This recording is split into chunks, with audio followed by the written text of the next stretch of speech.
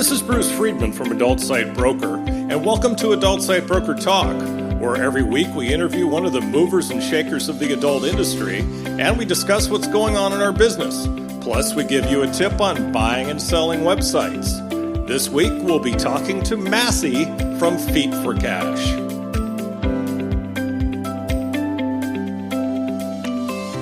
Adult Site Broker is proud to announce Adult Site Broker Cash, the first affiliate program for an adult website brokerage.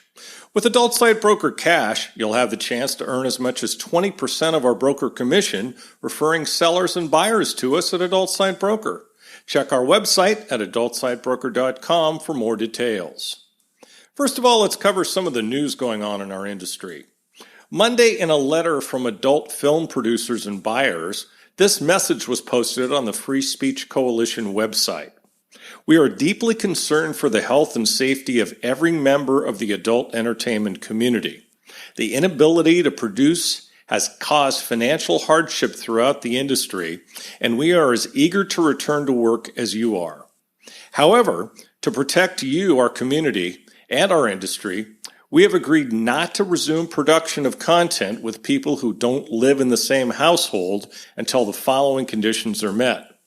Film production is legally permitted under the phased reopening guidelines in the local and national jurisdictions where the production will occur.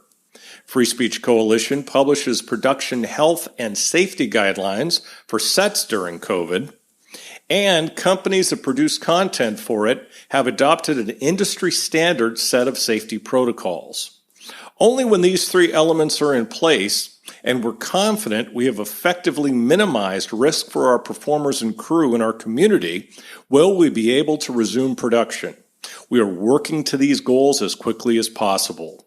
We're all in this together. A group of Tampa Bay, Florida adult businesses have filed a lawsuit challenging the Small Business Administration's clause in their loan application, which can be interpreted to discriminate against sexually oriented businesses.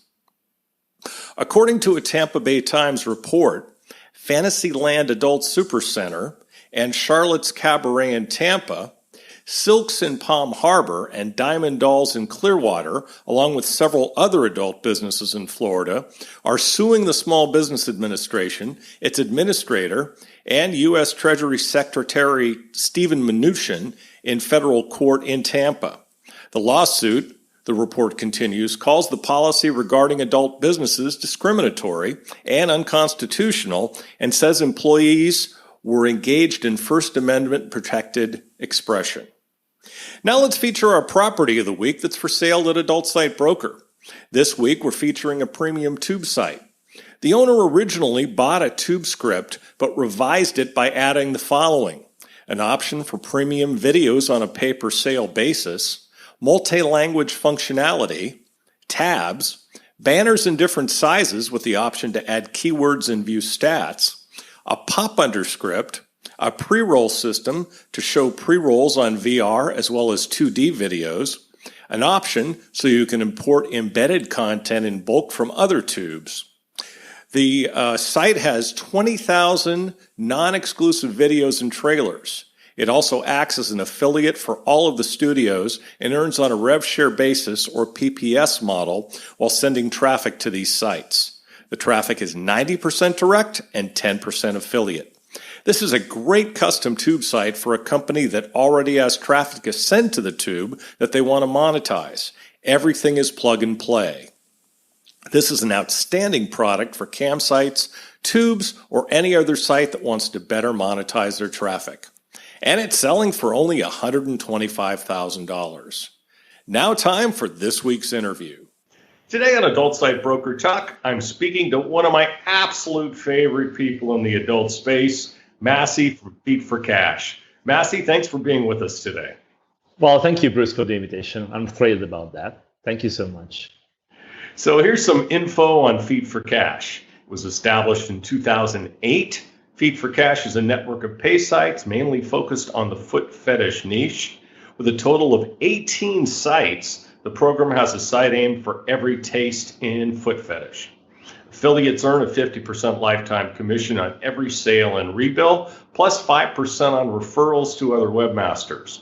All content is exclusive and produced in-house, which makes their content unique and recognized in the foot fetish community. Try saying that 3 times. Another important factor is non-nude sites in the network. These can be promoted in ways that no adult pay site can, giving the program many monetization opportunities. So Massi, let's start with how Feet for Cash was born. Why don't you tell us about it? Well, it was, as you said, it was 2008. And I remember I've been a friend with the other co-founder, Fabrizio, and we've been friends since like forever. Mm-hmm. And we actually met for the first time on a foot fetish chat back in the days. And we always thought about one day we should produce our own content because he's a photographer, of course, and I'm in the tech side. So one day in 2008, he came to my house and he told me, Massi, we have to do this. I want to start shooting pictures and videos with models, mm-hmm. and we need to build a pay site. Thing is, at that time, I didn't know anything about building a pay site, anything about getting in traffic, anything about even finding models. So we start from scratch. What were you doing back then? Well, same thing I'm doing now. I mean, I'm a software developer, as you know. So I'm an employee in a company. Mm-hmm. And I was doing that. And yes, I did have a few websites as an affiliate, but it wasn't really my main. I wasn't even thinking about making that a business. Okay. So we start from scratch, and it took for us about 2 years before starting to understand how things were actually working, because even finding models was not easy, because you are no one knows you, and you need to find a model and start asking, I want to shoot pictures of your feet. Mm-hmm. And that's not easy. It's actually easier when you ask for regular porn most of the time. Interesting. Yeah, it is. Why do you think that is? Because we are still seen as freaks, basically. So it's something, when you shoot regular porn, you go to models that are already in that area. But for us, we wanted to shoot regular girls. So girls that you can find next door, girls that have never been models before. So it was a bit more difficult about that. Absolutely. But, in time, when you start building up a name and being a bit more known in the area as well, it became easier and easier, but it wasn't easy at all at the beginning. And plus, we started in 2008, and you can agree with me that that time wasn't the best time to open a pay site. Wasn't the best time to do anything, man. Exactly. So in a way, it was harder, of course, at the beginning, but in a way, it helped us in the coming years, because we started in the worst possible time. We had to fight for every click, for every sale, and as time goes on, it became easier. When you experience that, you get easier. Right. So that's it, basically. Interesting. I didn't even know you had a business partner. Yeah, I do. It's the two of us. You are the face. You are the face of Feet for Cash. There's no two ways about it. Well, yes, it's true. And he's the one that creates all the content. So it's the classic case where we wouldn't be able to be alone anyway. I mean, sure. We need both of us, because he's great in taking pictures. Everybody's saying that our content is great. And I need to thank him for that, because he's the one that. So it is. I'm the face, okay, and he's creating the content. So works. Absolutely. So what made you decide to start the company besides your friend's inspiration? Well, it was more for something that we always dreamed about before. Mm-hmm.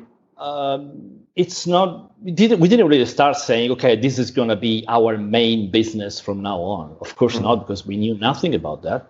Sure. But we, being foot fetishists ourselves, we knew that there was some kind of content that wasn't there. Mm-hmm. It was really, really hard to find the content that we wanted to see. And we said, okay, let's go and make it and see what happens. So it was, middle way between having fun together, doing something that we love, and also learning something, of course. Okay, so you obviously have a great passion, and I know you, so I know you have a passion for feet. Yeah. So you'd hate mine. So what makes, in your mind, great foot fetish content that you didn't see that you wanted in your site? Well, it's of course kind of difficult to explain to you that you don't like feet, as you know. But the thing is, it was a mix of things. It was a certain angles of shooting that wasn't there. Okay. We didn't. I mean, there was not many people shooting the content as we want to see, because there are some certain kind of pose of the model that we as foot fetishists love to see, and it wasn't there. And also, what we really didn't see there, it was, being some more look for details.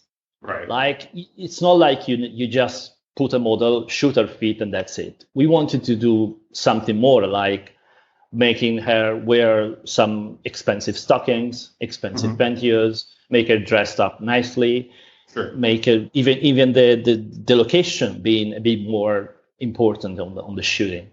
And so, and also the fact that we, as you said before, we don't shoot, well, some of our content is no nude content. That was what's missing, actually. There were a few websites doing that, but not enough.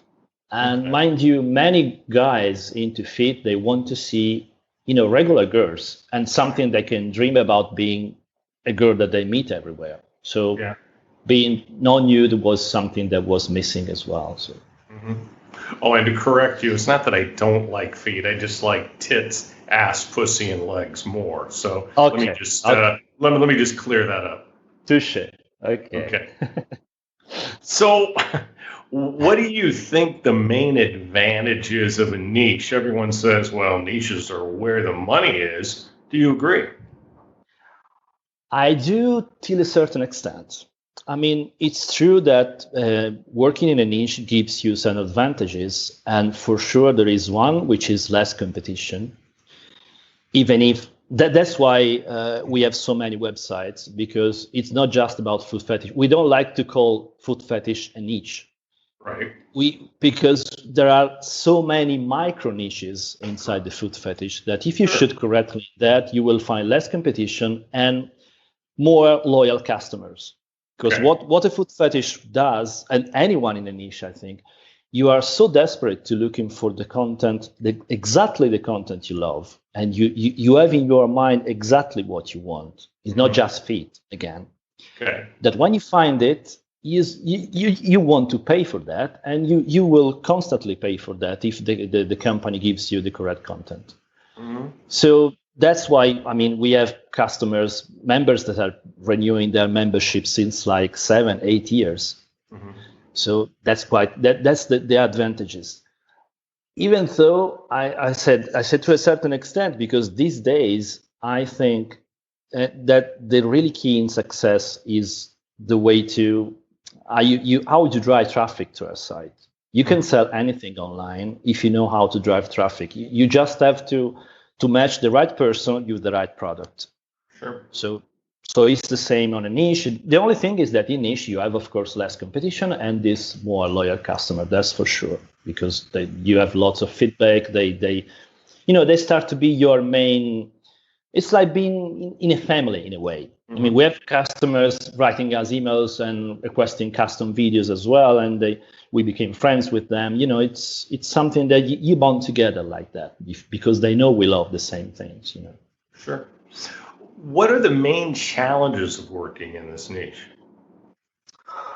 Well, I will not talk about the challenges about, I mean, if you are not into foot fetish and you want to start producing content in foot fetish, because that's open up to a massive amount of challenges because you don't know what you're shooting. That's not our case.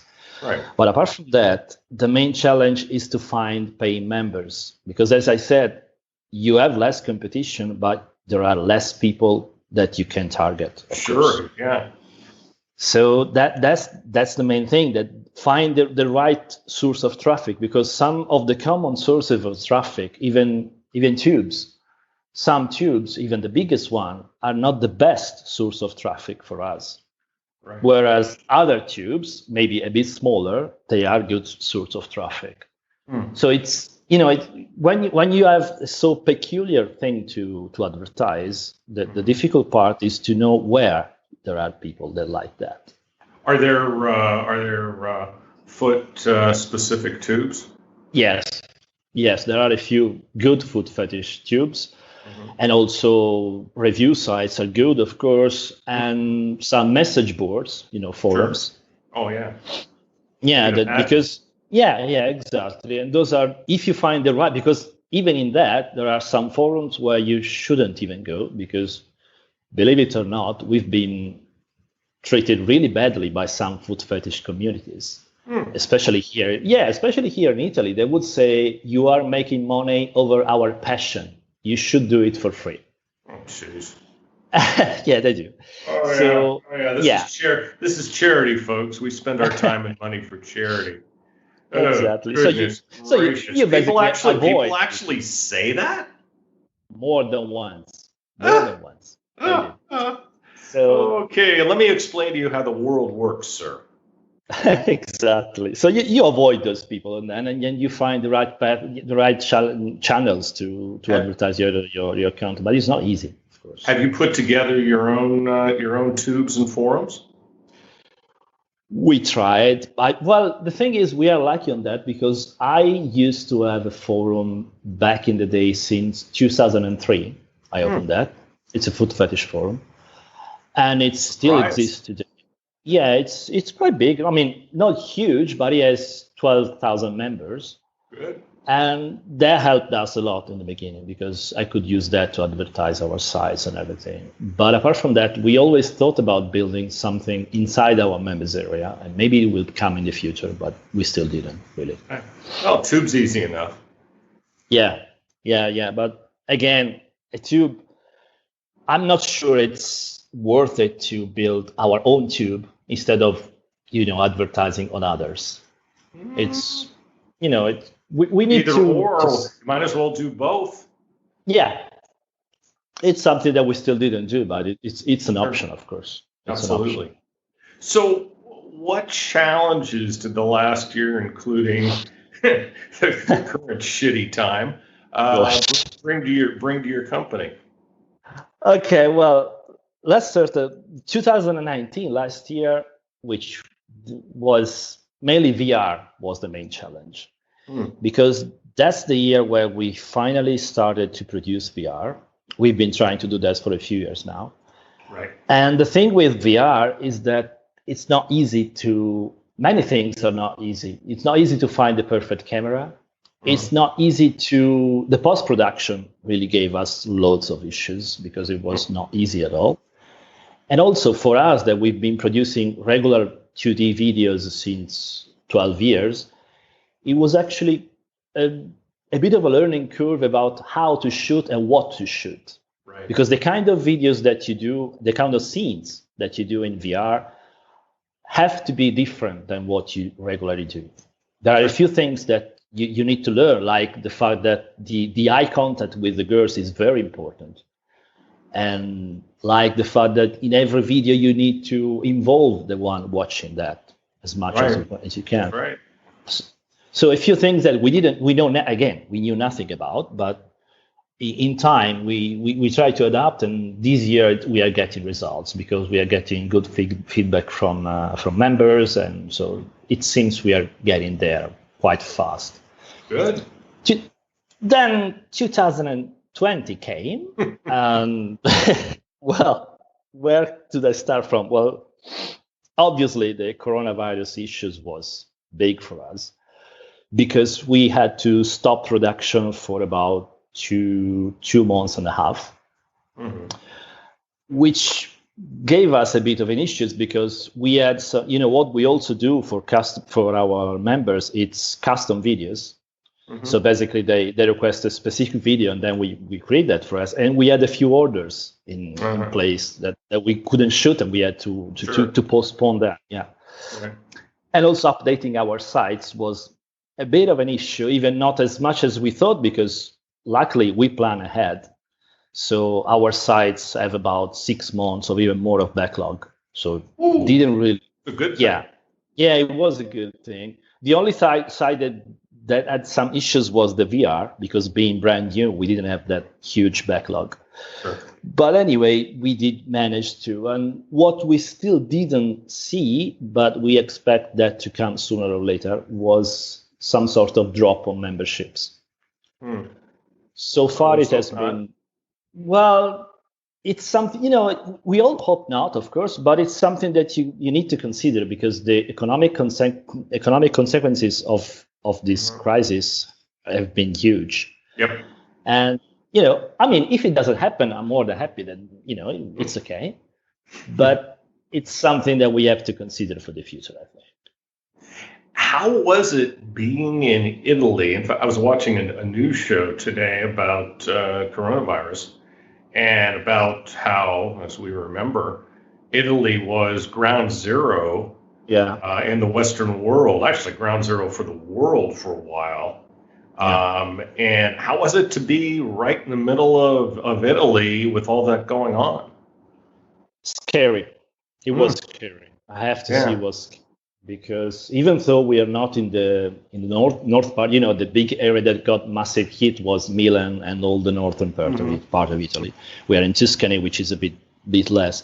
Right. But it was scary because you could see the numbers growing every day, and also the government every day taking stronger measures till actually they locked everything up. I mean, from one day to another, I couldn't meet my parents, because actually they were living 10 kilometers from here, but it was forbidden to go there because you couldn't leave your area. Actually. Yeah, it was. But it was scary, and it was difficult to adapt. I mean, my daughter, she's 9 years old, so from one day to another she didn't go to school, and then slowly they start doing lessons online, stuff like that. But it wasn't easy at all. So what I'm seeing now, it's being the first country. Now we are the first on the opposite side, because things now are getting really, really better here. Oh, I know. So, and I still see other countries in huge problems. So, at least now we are, everything is more or less normal in Italy now, apart from the, measures. But it was tough. It was. I was really scared for my parents, basically. There was. Sure. Absolutely. So let's talk about Massi, the person. You talked about your daughter. I follow you on Facebook. You've got a lovely family. Thank you. Talk about your home life and what you like to do when you're not Massi, the website owner. Well, thing is that, as I told you before, and this is not my full-time job. I actually have a full-time job as a software developer in a company here. When do you sleep, by the way, is what I want. Exactly. I was coming to that, because the thing is, I work 5 days a week as a regular employee, 8 hours a day, and then Fit for Cash, it's all the rest. So weekends, Saturday, Sundays, late at night, stuff like that. So when I don't work, I still work, basically. But anyway, of course, I enjoy. As you know, we got in a new house recently, and it's lovely here. So I enjoy time with my family, basically, and not much really. I'm not, going to the gym, stuff like that. But it's difficult to find free time. But I do hope in the future to try to have Fit for Cash my only occupation, and it's getting there. It is getting there. Good to hear. So at that time, thank you. It will be better at that time. You're still a young man. You want to stay that way. Oh, thank you for calling me young. Well, you look young. So I'm 44. Okay, let's say that. I'm 44. Come on. I'm 62. Come on, we won't talk about age. All right. So just call me Papa. So what are your company's plans for the future, including for you as the co-founder? Yeah.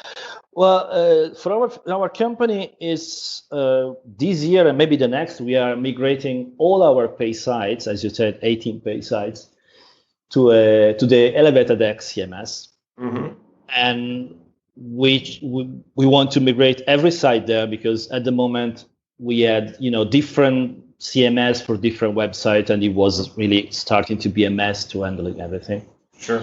So once we complete this migration, which should be, maybe before the end of this year or maybe a few months, then we want to invest into our affiliate platform, because we think that our current affiliate platform doesn't give our affiliates what they really need to promote our sites. So we are evaluating a couple of solutions to implement in there, but I think in 2021 we will be ready to completely change the affiliate program and bring some good news to our affiliates. Okay. So by the end of 2021, I hope to be there. And as a co-founder, as me, as I told you before, I hope to have more and more time to dedicate to Fit for Cash. Sure. Basically, I want to put aside my work as a software developer and just be Fit for Cash full time. So that really awesome. is my plan. Yeah.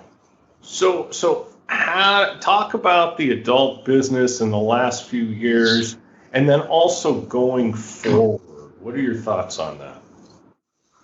Well, in the last few years, I think the adult industry went into a direction that I really like, actually, because it's more and more model centric. It's for us content producers, we saw that basically any model, if she wants to work hard, she can more or less build her own business and be by herself. Right. Which is great for me. I think it's great because models are the key of this business. Without them, we wouldn't even exist. And true. I like the fact that they can become, more famous. They can be they can move their business whatever they want. They can produce their content. They have platforms to sell the content and everything. It's the other way. A few years back, when a model was going to work for a company, it was something like she would gain something by working for the company. Now it's the other way around. Now when we work with a model, especially if we work with models with a lot of social media engagement, and a model that already has her own stores and everything, we are the one getting something from that. That's true. Because we get exposure. And also we get to work with models that are already in the right mindset, because when you have your own business, even your work is better. True. So that's really what went in the latest years, and it's going to be like that for now on, I think, because campsites is going to be as important as always. Right. And I think in the future, VR is going to be a good part of the adult business. I'm not saying everyone is going to have a VR headset, because I'm not seeing that happening anytime soon. But I think that every production company will start producing VR. Okay. Because in the end, when you get into the right, as I told you, when you overcome the first challenges of that, producing VR can be, well, for sure the conversion rates of our VR site is higher than any other site we had so far, because the VR community is full of enthusiasm. So you get massive feedback, and also people are ready to pay for this kind of porn. Also, mind you that VR is at the moment the only, apart from cams, is the only way to make porn that doesn't go well on tube sites. That's true. I didn't think about that. Yeah, so when you can watch VR on tube sites, but you don't have the right experience at all. It's not that. It's really bad and looks bad and everything. So while the situation is like this, it's good for us producers, as you can imagine, because you don't have that kind of competition.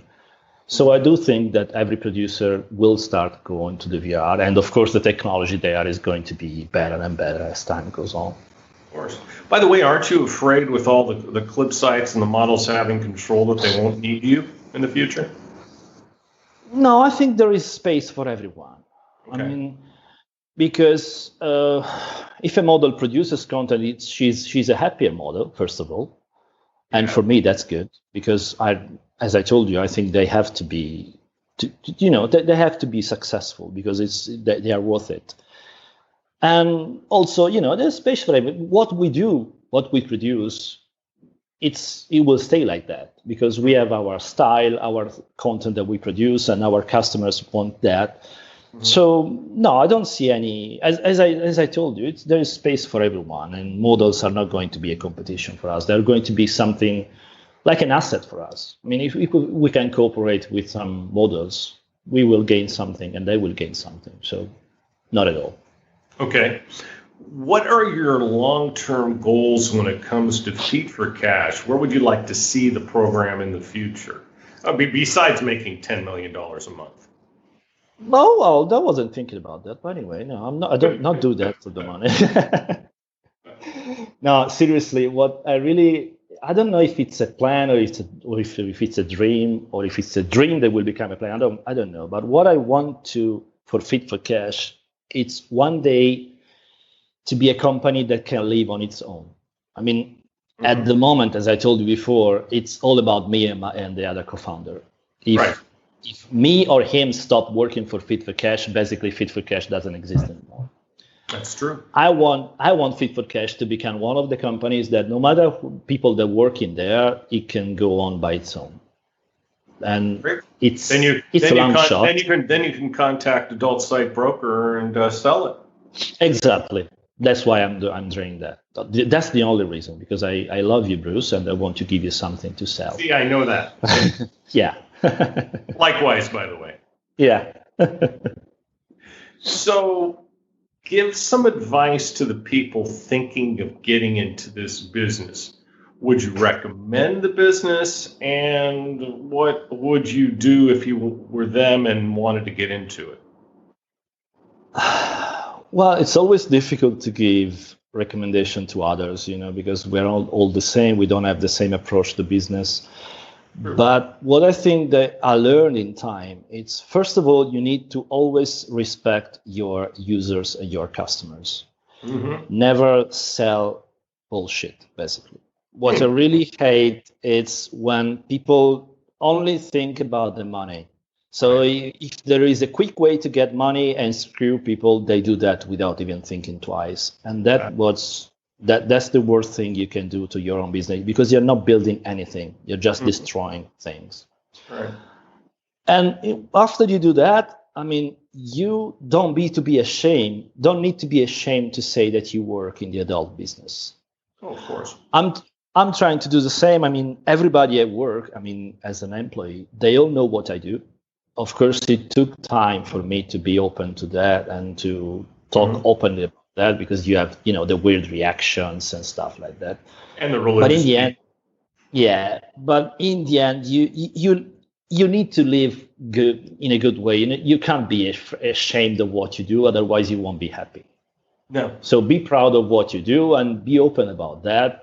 Of course, I'm careful with my daughter at the moment because she's 9 years old. It's too early, but it will come a time. Impressionable, yeah.